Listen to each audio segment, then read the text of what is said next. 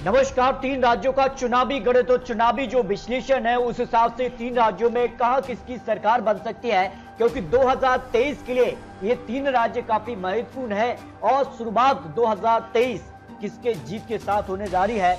क्या कांग्रेस की वापसी होगी, क्योंकि ये राज्य काफी महत्वपूर्ण हो जाते हैं और इन राज्यों के परिणाम आने वाले विधानसभा चुनाव जिसमें मध्य प्रदेश, छत्तीसगढ़, राजस्थान पर भी काफी असर डालने वाले हैं। तो त्रिपुरा में 16 फरवरी को पहला चुनाव 2023 का होने जा रहा है, जबकि मेघालय और नागालैंड में 27 फरवरी को यहां पर वोटिंग होने जा रही है। त्रिपुरा में भारतीय जनता पार्टी ने यहां पर बहुमत का हासिल आंकड़ा किया था, जबकि मेघालय और नागालैंड में वो गठबंधन के तौर पर है। तो कहीं ना कहीं बीजेपी को अपना सत्ता पक्ष बचाने के साथ साथ एक बड़ी चुनौती ये भी रहेगी, क्या यहाँ उनकी बड़ी जीत होने जा रही है, क्योंकि जिस प्रकार के बड़े बड़े वादे किए जा रहे हैं उस हिसाब से क्या कुछ आंकड़ा बन सकता है। और यहाँ के अगर आंकड़ों की बात की जाए तो अलग राज्य पर सियासत त्रिपुरा में जो मामला है, जो यहाँ का मुद्दा बन सकता है बड़ा, नागालैंड में स्वायत्तता का सवाल यहाँ पर है और मेघालय में असम सीमा विवाद एक बड़ा मुद्दा यहाँ का रहा है। इसके अलावा बेरोजगारी और महंगाई जैसे बड़े मुद्दों के साथ विपक्ष कहीं न कहीं बीजेपी को घेरने का काम कर सकता है। तो क्या कुछ आंकड़ा बनेगा, आखिर 2 मार्च को जो नतीजे आएंगे 3 राज्यों के वो किस प्रकार के आ सकते हैं। लेकिन इससे पहले जो 3 राज्यों का ओपिनियन पोल सामने आ रहा है उस हिसाब से भी काफी खलबली और बड़ा उलटफेर देखने को मिल रहा है। देखिए, अगर बात की जाए तो 9 राज्य यहाँ पर 2023 में विधानसभा चुनाव होंगे और बीजेपी ने तो ऐलान कर दिया है कि सभी 9 राज्यों पर भारतीय जनता पार्टी एक बम्पर जीत के साथ वापसी करने जा रही है। तो क्या आंकड़ा बनेगा 9 राज्यों पर, क्या बीजेपी कमल खिला पाएगी या फिर विपक्ष की जो रणनीति है, क्योंकि 9 राज्य काफी महत्वपूर्ण है और जिसमें राजस्थान में और यहाँ पर तेलंगाना की बात की जाए और अन्य राज्य, इसमें विपक्ष के भी यहाँ पर जीत रही थी 2018 विधानसभा चुनाव में। तो क्या राजस्थान को लेकर हो या छत्तीसगढ़ में कांग्रेस की वापसी हो पाएगी, क्योंकि भारत जोड़ो यात्रा समाप्त हो चुकी है और ये भारत जोड़ो यात्रा से कांग्रेस ने विपक्ष को एक साथ लाने का प्रयास जरूर किया है, क्योंकि इन जो नतीजे रहेंगे विधानसभा चुनाव के वो 2024 का किंग कौन बनेगा इसके भी, क्योंकि सेमीफाइनल की तरह देखा जा रहा है। अब शुरुआत करते हैं त्रिपुरा में 16 फरवरी को विधानसभा चुनाव है, लेकिन त्रिपुरा में काफी हलचल है। त्रिपुरा में अब टिप्रा मोथा चुनावी मैदान में उतर गया है और ऐसे में ये कहीं ना कहीं दूसरी जो बड़ी पार्टियां हैं उनको चौंका सकता है। यहाँ पर किंग मेकर की भूमिका में भी आ सकता है त्रिपुरा को लेकर जो टिप्रा मोथा एक संगठन है। तो ऐसे में क्या कुछ आंकड़ा बन सकता है, किसके पास यहाँ का आंकड़ा मिल सकता है, क्योंकि 31 सीटों पर पूर्ण बहुमत क्या भारतीय जनता पार्टी अपनी जो सरकार है वो बरकरार रख पाएगी, क्योंकि इससे पहले अगर बात की जाए तो टिप्रा मोथा खलबली मचा चुका है।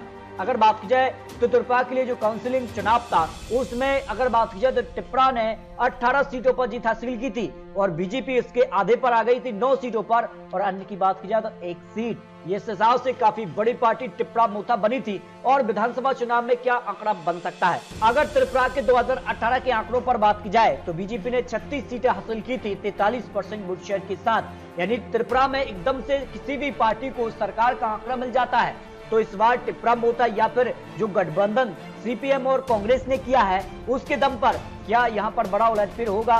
सीपीएम को 16 सीटें 42% वोट शेयर के साथ, आईपीएफटी पार्टी को 8 सीटें और 7% वोट शेयर के साथ। बीजेपी आईपीएफटी पार्टी के साथ गठबंधन कर चुका है। सीपीएम कांग्रेस का गठबंधन 2023 विधानसभा चुनाव के लिए हो चुका है, लेकिन टिप्रा मोथा कहीं न कहीं एक बीच की कड़ी है और ये निर्णायक हो सकता है। त्रिपुरा की अगर बात की जाए तो यहाँ पर 4 पार्टियों के बीच मुख्य मुकाबला देखने को मिल सकता है। बीजेपी और यहाँ पर आईपीएफटी पार्टी का गठबंधन है, जबकि सीपीएम और कांग्रेस का गठबंधन त्रिपुरा में हो चुका है, लेकिन टिप्रा मोथा काफी महत्वपूर्ण माना जा रहा है। अगर बात की जाए यहाँ पर तो किसके खाते में कितना वोट शेयर जा सकता है, जो अनुमान यहाँ पर त्रिपुरा की 60 सीटों के लिए लगाया जा रहा है। देखिए, बीजेपी को सबसे ज्यादा 36% वोट शेयर त्रिपुरा में मिलने का अनुमान है, कांग्रेस को 10% वोट शेयर, सीपीएम को 26% वोट शेयर और टिप्रा को 22% वोट शेयर, और अन्य की बात की जाए तो 5% वोट शेयर अन्य के खाते में जा सकता है जो अनुमान है। इसके अलग बात की जाए तो 60 सीटों का जो यहाँ पर ओपिनियन पोल है उस हिसाब से त्रिपुरा में बीजेपी को सबसे ज्यादा 23 से 25 सीट की संभावना लगाई जा रही है, कांग्रेस को 04 से 6 सीट की संभावना, सीपीएम को 14 से 16 सीट और टिप्रा को 14 से 16 सीट, और अन्य की बात की जाए तो अन्य के खाते में 0 से 2 सीट की संभावना हो सकती है। इसके अलावा बात की जाए तो यहाँ पर अन्य में आईपीएफटी पार्टी आ जाती जो कि बीजेपी गठबंधन के साथ है, तो 2 से 3 सीट उनके पक्ष में जा सकती है। उस हिसाब से फिर भारतीय जनता पार्टी जो बहुमत का आंकड़ा है 31 सीट उसके आसपास दिखाई दे रही है। इसके अगर बात की जाए तो कांग्रेस सीपीएम भी कहीं ना कहीं जो है करीब यहाँ पर 20 से 22 सीट तक उनका आंकड़ा पहुंच रहा है, लेकिन निर्णायक त्रिपुरा मोता हो सकता है, जो विश्लेषण यहां पर ओपिनियन पोल सामने आ रहा है। यानी त्रिपुरा में कहीं ना कहीं त्रिपुरा मोता एक निर्णायक यानी किंग मेकर की भूमिका में आ सकता है। इसके अलावा बात की जाए तो नागालैंड को लेकर जो प्रेडिक्शन है उस हिसाब से नागालैंड में भी बड़ा उलटफेर होने की संभावना लगाई जा रही है, जिस करके यहाँ पर ओपिनियन पोल के आंकड़े सामने आ रहा है। कुल यहाँ से 60 सीटें आती हैं और नागालैंड में भारतीय जनता पार्टी यहाँ पर गठबंधन के तौर पर चुनावी मैदान में एक बार फिर से उतर चुकी है। तो इस बार क्या प्रधानमंत्री मोदी जी को यहाँ पर कुछ बड़ा उलटफेर देखने को मिल सकता है? अगर बात की जाए तो मुख्यतः यहाँ की जो पार्टी है उसमें नागालैंड पीपल्स फ्रंट पार्टी है, NDPP party, BJP, Congress, JDU, NCP और एनपीपी, और अगर बात की जाए तो आम आदमी पार्टी भी अब यहाँ पर चुनावी मैदान में उतर चुकी है। तो इस हिसाब से यहाँ क्या कुछ आंकड़ा बन सकता है? 60 सीटों के ओपिनियन पोल के हिसाब से क्या खलबली देखने को मिलेगी? क्योंकि 2018 में यहाँ पर एनपीपी पार्टी को 26 सीटें, एनडीपीपी पार्टी को 18 सीट, बीजेपी ने यहाँ पर 12 सीटों पर जीत हासिल की थी, एनपीपी पार्टी को 2 सीट और जेडीयू को 1 सीट पर जीत मिली थी। यानी जो गठबंधन था, बीजेपी का गठबंधन है, वो यहाँ पर जीता था। और इस हिसाब से क्या कुछ आंकड़ा बनेगा? क्या भारतीय जनता पार्टी को जो है 2018 के मुकाबले यहाँ पर एक बड़ी जीत मिलने वाली है? किसके खाते में कितनी सीटें जा सकती हैं? वही लोकसभा चुनाव 2019 की भी बात की जाए तो 1 सीट यहाँ से आती है और उस सीट पर एनडीपी पार्टी ने यहाँ पर जीत हासिल की थी और यहाँ पर वोट शेयर था 49% वोट शेयर, लेकिन कांग्रेस यहाँ पर दूसरे नंबर पर रही थी। कांग्रेस ने 48% वोट शेयर हासिल किया था। अब बात की जाए नागालैंड के लिए जो ओपिनियन पोल है, प्रेडिक्शन है, उस हिसाब से 60 सीटों में से एनडीपी पार्टी को सबसे ज्यादा 22 से 24 सीट की संभावना दिखाई दे रही है, एनपीएफ पार्टी को 12 से 14 सीट, बीजेपी 8 से 10 सीट और कांग्रेस 2 से 4 सीट पर आ सकती है। यानी नागालैंड में जो गठबंधन है, बीजेपी गठबंधन है और उस गठबंधन को यहाँ पर बहुमत का आंकड़ा मिल सकता है, जो यहाँ पर प्रेडिक्शन ओपिनियन पोल सामने आ रहा है। यानी नागालैंड में भारतीय जनता पार्टी का जो गठबंधन है उसको बड़ी जीत मिल सकती है। लेकिन मेघालय को लेकर क्या अनुमान लगाया जा रहा है? मेघालय की 60 सीटें यहां से आती हैं और मेघालय को लेकर जो अनुमान है उस हिसाब से यहां पर 31 सीटों पर बहुमत का आंकड़ा मिल सकता है। और अगर बात की जाए तो किसके खाते में आंकड़ा जा सकता है? देखिए, अगर बात की जाए तो एनपीपी पार्टी से वर्तमान मुख्यमंत्री यहाँ पर कर्नल संगमा है और क्या वो यहाँ पर बीजेपी गठबंधन के साथ चुनावी मैदान में होंगे या फिर कुछ बड़ा यहाँ पर हो सकता है, क्योंकि यहाँ के कुछ विवाद रहे हैं, उन विवादों को लेकर भी भारतीय जनता पार्टी पर कहीं ना कहीं यहाँ पर जो सरकार है उसने सवाल उठाए थे। तो यहाँ पर 2 सीटों से क्या बीजेपी को कितना फायदा होगा? क्या कांग्रेस सबसे बड़ी पार्टी 21 सीटें 2018 में रही थे, इस बार कांग्रेस की क्या यहाँ पर वापसी हो सकती है? ओपिनियन पोल के हिसाब से यहाँ का क्या आंकड़ा बन सकता है जो चुनावी गणित सामने आ रहा है? अगर यहाँ की 2 सीटें आती हैं लोकसभा चुनाव के लिए तो 1 सीट पर कांग्रेस ने जीत हासिल की थी और 1 सीट एनपीपी पार्टी के पक्ष में रही थी। और अगर वोट शेयर की बात की जाए तो कांग्रेस को 48% वोट शेयर और एनपीपी पार्टी को 22% वोट शेयर मिला था।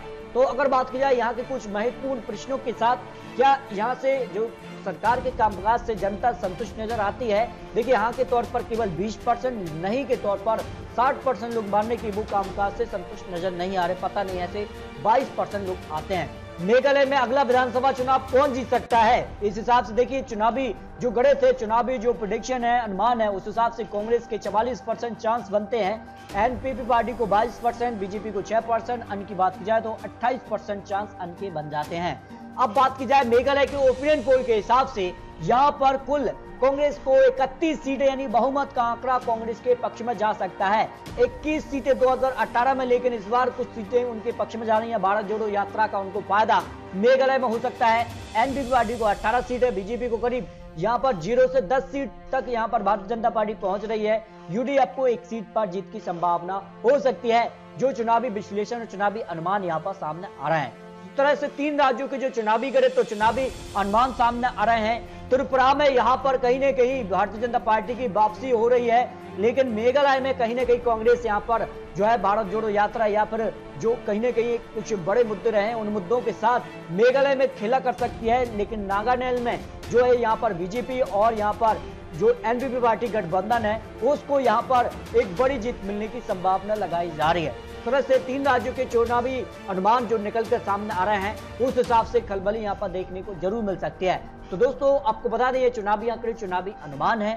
आने वाले वक्त में जनता तय करेगी कि इन राज्यों पर कहां किसकी सरकार बन सकती है। लेकिन आपको क्या लगता है त्रिपुरा, मेघालय और नागालैंड में किसकी कहां जीत हो सकती है, इस पर अपनी राय कमेंट बॉक्स में जरूर रख सकते हैं, क्योंकि इन राज्यों के जो चुनावी नतीजे रहेंगे वो आने वाले विधानसभा चुनाव और उसके बाद लोकसभा चुनाव पर काफी असर डालेंगे। इन राज्यों के चुनावी आंकड़े 2024 के सेमीफाइनल की तरह देखे जा रहे हैं। तो आपको क्या लगता है इन राज्यों के जो आंकड़े रहेंगे वो किसके पक्ष में जा सकते हैं, इस पर अपनी राय कमेंट बॉक्स में जरूर रख सकते हैं। दोस्तों मिलते हैं लेटेस्ट और महत्वपूर्ण विश्लेषण के साथ, तब तक के लिए जय हिंद, जय भारत।